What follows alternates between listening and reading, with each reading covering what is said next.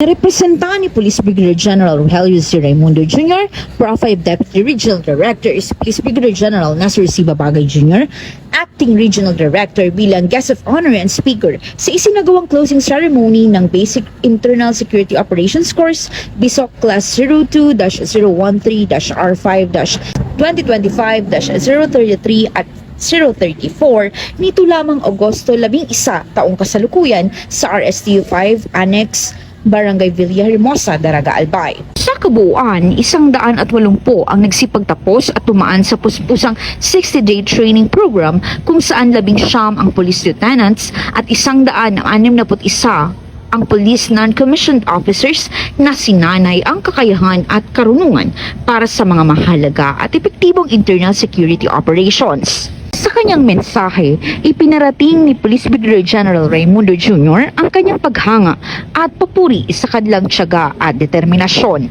Ipinihatid naman ng overall top 1 ang kanyang pasasalamat sa lahat ng sumuporta at matyagang naghintay upang matapos nila ang nasabing training.